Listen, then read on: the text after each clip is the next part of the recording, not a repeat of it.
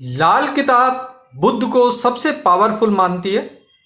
बुद्ध यानी कि बुद्धि, जिसके पास बुद्धि है वही आगे बढ़ सकता है, आगे चल सकता है। बुद्धि ही खराब हो गई तो शरीर व्यर्थ है, शरीर को चलाने वाली जो शक्ति है वह खत्म हो जाती है। और नसों का संबंध भी बुद्ध से है। यदि शरीर में नसें अच्छी हैं तो शरीर सुचारू रूप से चलता है, सारी एक्टिविटी नसों के द्वारा चलती है।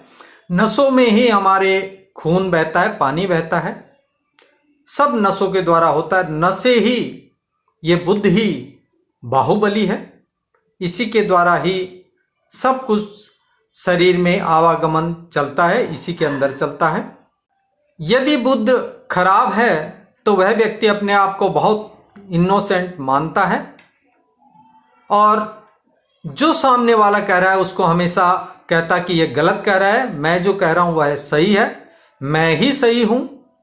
पूजा पाठ में लगा रहता है, पूजा पाठ करेगा, अत्यधिक करेगा, भगवान के पीछे पड़ा रहेगा,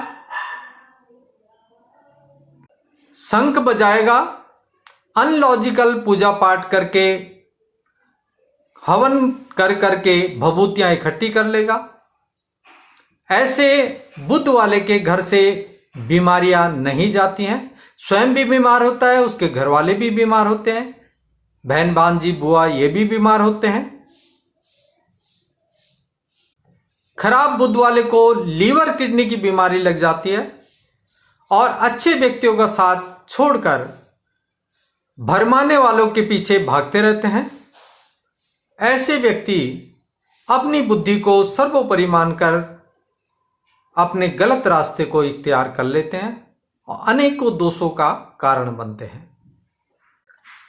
ऐसे व्यक्तियों के लिए विशेष उपाय है कि इनको सबसे पहले अपनी नाक बीच से छिदवाकर उसके अंदर चांदी या सोने की कोई तार डाल लेनी चाहिए।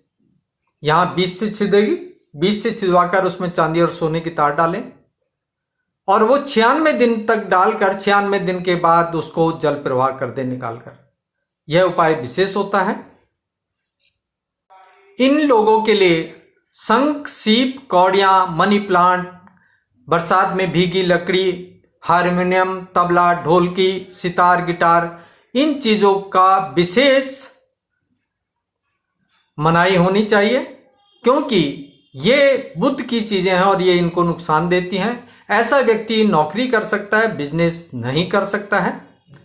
इस व्यक्ति को तुलसी से भी दूर रहना चाहिए, क्योंकि तुलसी